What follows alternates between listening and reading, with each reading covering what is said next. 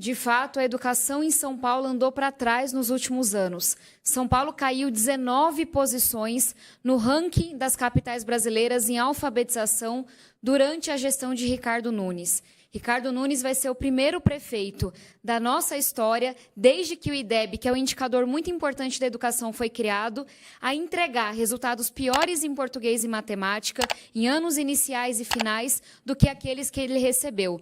Muitos números, muitas siglas, mas para dizer que hoje, de cada 3 crianças que a gente tem aqui em São Paulo, 2 estão passando de ano sem saber ler e escrever. Isso me angustia, porque eu só estou aqui por conta da educação, da transformação que a educação fez na minha vida. E eu vi no Congresso Nacional, nesses 6 anos, que se a gente não coloca a pauta da educação embaixo do braço, ela não avança, porque criança não faz lobby, pai e mãe não faz lobby, mas é justamente a educação a arma mais poderosa que a gente tem para mudar a nossa realidade. O que eu farei como prefeita, se Deus me der essa oportunidade, o povo também, é primeiro foco total na alfabetização, é avaliação bimestral, é reforço, é tutoria, focando principalmente naqueles alunos que estão no 5º, 6º, 4º ano e ainda não sabem ler e escrever. O segundo passo, eu já falei aqui, é a gente, em 4 anos, aumentar em quase 10 vezes o número de alunos que estão em escola em tempo integral. De novo, é uma segurança para a mãe,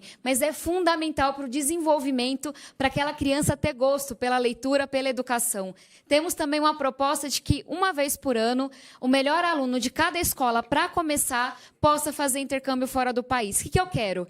Que na escola pública da cidade mais rica do país, nossas crianças possam sonhar, voar sem limite nenhum. É só assim que o filho do pobre vai ter a mesma chance, a mesma oportunidade que o filho das regiões nobres. Candidato. Obrigado. Obrigado, Tereza, aí pela pergunta, a oportunidade de poder estar aqui comentando. A Tabata, agradecer a oportunidade, agradecer a Deus pela oportunidade de estar aqui com vocês. Olha, o que acontece? A gente teve 2021, 2022 de pandemia. 2020 começou, 2021 foi o pico da pandemia. Nós temos um dado muito importante para compartilhar com vocês. Pega, por exemplo, a média do IDEB nos anos finais. A média de todas as cidades no ensino municipal foi de 4,6. O nosso foi de 4,8. Nossos dados são melhores do que Recife e do que Belém, por exemplo. Agora, lógico, a gente precisa ainda fazer muita coisa. Outra questão com relação, Tereza, à alfabetização. A provinha São Paulo aqui nos deu 89% das nossas crianças alfabetizadas. E nós estamos com toda a base para que a gente tenha, nos próximos anos, o atingimento de 100% das nossas crianças alfabetizadas. Tem algo fundamental que é a base. Hoje nós temos vaga de creche para todas as crianças, muito investimento em tecnologia, 506 mil tablets para os nossos alunos. Nós melhoramos muito o nosso índice de evasão escolar. No Brasil, para a gente poder ter ideia, é 5,5%. A gente tinha aqui 0,95% de evasão. Recebi os dados agora, olha que coisa sensacional, caiu para 0,7% a nossa evasão escolar. Então é bastante trabalho, investimento, valorização dos nossos profissionais. A base está feita, nós teremos nos próximos anos, com certeza, os melhores anos do IDEB e da alfabetização em São Paulo. Candidata. Não é a primeira vez que eu vejo o prefeito Ricardo Nunes culpar a pandemia, que foi muito dura para todos nós, mas o Brasil conseguiu se recuperar e São Paulo ficou para trás. É a primeira vez na história que São Paulo não está entre as 10 primeiras capitais brasileiras. Mas eu queria devolver a pergunta para você que nos acompanha. Você que é mãe e vê seu filho chegar no 3º e 4º ano sem saber ler e escrever. Você que vê seu filho, como acontece no Santa Amaro 1, pertinho de onde eu cresci, seu filho receber maçã hidratada, porque a prefeitura não está colocando a merenda de qualidade. Creche que ficou sem feijão. Eu não sei se é descaso ou se é esse número enorme de denúncias de corrupção que a gente vê hoje na educação, especialmente na questão da máfia das creches. Mas fato é que falta compromisso com a educação. E da mesma forma que, como deputada federal, eu lutei para ter absorvente nas escolas, eu aprovei o pé de meia, são R$200 por mês, mais 1.000 por ano, para que nenhum jovem desista da educação, é esse mesmo compromisso que eu tenho. Muito obrigado, candidato. Muito obrigado, candidato. Nós vamos agora para a 4ª pergunta, que será apresentada por um especialista, convidado por nós. Ellen faz os sorteios. Vamos lá, então, para a 4ª pergunta. Tema sorteado agora, transporte. Para fazer a pergunta de transporte, Eu vou chamar aqui o Diogo Dias Lemos, que é arquiteto e urbanista. Pode chegar aqui, Diogo. Tudo bem? Fica do meu ladinho, pode fazer a pergunta. Boa noite, candidatas e candidatos.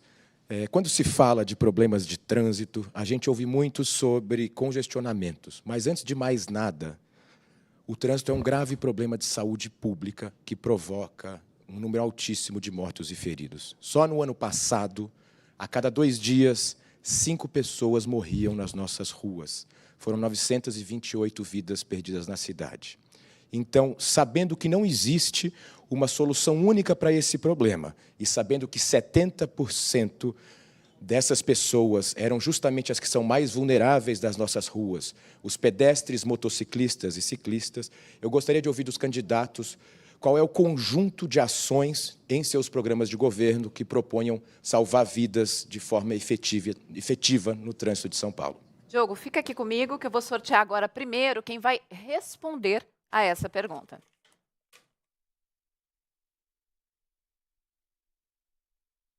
Para responder a pergunta do Diogo é o candidato Pablo Marçal. E para comentar essa pergunta, Marina Helena. Candidato. Obrigado. Boa noite a todos. Boa noite aos candidatos. Um trânsito tão violento assim, a gente precisa tratar não só o efeito, mas como a causa. A causa é educação. Sei que parece chato comparar a nossa cidade, o nosso país com outros lugares onde funciona. Nos Estados Unidos, todo mundo para no pare. A gente precisa reciclar as pessoas aqui. Como? Com treinamentos na causa, no ensino público, no ensino privado, inclusive, e, de fato, fazer com que as empresas façam reciclagens, né, com seus colaboradores. Qual que é o motivo, né, dessa violência no trânsito? Essa violência do trânsito é decorrência de não cumprir planos de governo. Por exemplo, alguém aqui falou que ia fazer 44 quilômetros de corredores de ônibus, deve ter feito um pouco mais de 7. Isso gera um estresse no trânsito, todo mundo precisa andar, todo mundo precisa se mover dentro dessa cidade com estresse alto. A gente não tem esse detalhe de cuidar, né, desse treinamento com as pessoas, tanto na causa como no efeito. A impunidade, a certeza de impunidade garante com que as pessoas, né, briguem no trânsito, peguem cadeiras e arremessem candidatos. A certeza de estar numa cidade, num país que é completamente impune, faz com que as pessoas quebrem o retrovisor e acham que está por isso mesmo. Depois o outro fala, já que não vai ser punido, deixa que eu vou punir. Então, a certeza da impunidade, ela realmente tem ajudado a matar pessoas no trânsito, as pessoas têm perdido o controle emocional. E eu proponho, de fato, a gente treinar a nossa cidade na inteligência emocional, socioemocional, para que a gente não tenha esses perigos. Aumentar os corredores de motos, porque os maiores acidentes são com motos. E a gente precisa, né, trazer essa paz no trânsito. E pode contar comigo, no dia 6 de outubro vai ser a revolta do povo. Você vai digitar 28 na urna. Você que não me segue e quiser acompanhar o que eu estou falando, sou o único candidato aqui que não usa dinheiro público. É 28. Candidata. Bom, sem dúvida, o maior número de acidentes de trânsito hoje envolve motociclistas e nós temos algumas propostas. Uma delas é também ampliar as faixas azuis, porque isso ajuda bastante nessa segurança, e também liberar as faixas de ônibus naqueles casos em que a faixa de azul não é possível de ser feita, isso também ajuda nesse sentido. Outro ponto importante para a mobilidade, que também vai evitar acidentes, é a gente rever todas as rotas hoje da cidade que há muito tempo não são revistas. Isso também facilita e ajuda, inclusive, a rever toda a parte de sinalização. E, por fim, gente, um dos problemas graves também da segurança no trânsito são os grandes deslocamentos na cidade. Não é possível as pessoas virem de tão longe para trabalhar. Então, elas saem da periferia e vêm para o centro. Por isso, nós temos a nossa proposta da quebrada com escritura, que é, de fato, dar título de propriedade para as pessoas que moram na periferia, para que elas consigam morar com seu título de propriedade e também trabalhar. Agora, falar é fácil, muito candidato fala. Fazer é mais complicado. O que eu trago aqui para vocês são propostas concretas de quem sabe fazer. Tanto o governo de Minas Gerais quanto a cidade com a prefeitura melhor avaliada do Brasil de Joinville são de representantes do Novo. E eles conseguiram fazer, foram aqueles que mais conseguiram regularizar propriedades aqui no Brasil, e é essa a nossa proposta. Candidato?